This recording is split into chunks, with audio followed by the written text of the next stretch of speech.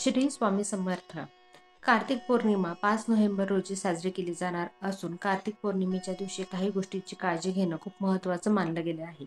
या दिवशी काही कामे निषिद्ध असतात, म्हणून जाणून घेऊया कार्तिक पौर्णिमेच्या दिवशी म्हणजेच त्रिपुरारी पौर्णिमेच्या दिवशी काय करावे आणि काय करू नये.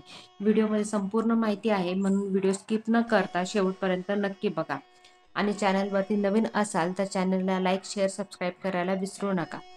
कार्तिक पौर्णिमेचा दिवस स्नानासाठी अत्यंत शुभ मानला जातो. असे मानले जाते की या दिवशी गंगा नदीत स्नान केल्याने मनुष्य सर्व पापांपासून मुक्त होतो आणि अनंत फळ मिळते. या दिवशी देव दीपावली देखील साजरी केली जाते. हिंदू दिनदर्शिकेनुसार कार्तिक पौर्णिमा ही 5 नोव्हेंबर रोजी बुधवारी येत असून एकादशीपासून सुरू झालेले तुळशी विवाह करण्याचे हा शेवटचा दिवस असतो. एकादशीपासून ते पौर्णिमेपर्यंत आपण तुळशी विवाह हा करू शकतो. धार्मिक मान्यतेनुसार कार्तिक पौर्णिमेच्या दिवशी भगवान शंकराने त्रिपुरासुराचा वध केला आणि देवांना त्याच्या अत्याचारापासून मुक्त केले. या आनंदात देवांनी दीप प्रज्वलित केले आणि उत्सव साजरा केला. यामुळे या पौर्णिमेला त्रिपुरारी पौर्णिमा सुद्धा म्हटले जाते. या दिवशी शिव मंदिरामध्ये त्रिपुर वात लावली जाते. ही 750 वात असते, जी तुपामध्ये भिजवून महादेवाच्या मंदिरात, घरात महादेवाची मूर्ती असेल तर तिथे तुम्ही लावू शकता.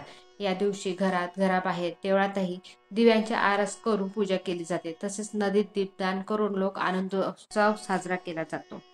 कार्तिक पौर्णिमेच्या दिवशी लक्ष्मीनारायण आणि महादेवाच्या पूजेबरोबरच काही खास गोष्टींची काळजी घेणं खूप महत्त्वाचं मानलं गेलेलं आहे. कार्तिक पौर्णिमेच्या दिवशी तुम्ही सत्यनारायणची पूजा करू शकता. जाणून घेऊया कार्तिक पौर्णिमेच्या दिवशी काय करावे आणि काय करू नये. कार्तिक पौर्णिमेच्या दिवशी काय करावे? कार्तिक पौर्णिमेच्या दिवशी सकाळी लवकर उठून नदीमध्ये स्नान करावे. जवळ जी नदी असेल त्या नदीमध्ये स्नान करावे. नाही असेल तर तुम्ही घरामध्ये आंघोळीच्या पाण्यामध्ये गंगाजलचे थोडे थेंब टाकून तुम्ही त्याच्याने आंघोळ करा, किंवा त्यामध्ये काळे तीळ टाकू शकता, किंवा तुरटी किंवा मीठ टाकू शकता. याने तुम्ही स्नान करू शकता. कार्तिक पौर्णिमेच्या दिवशी भगवान विष्णूची आणि लक्ष्मी मातेची पूजा करावी.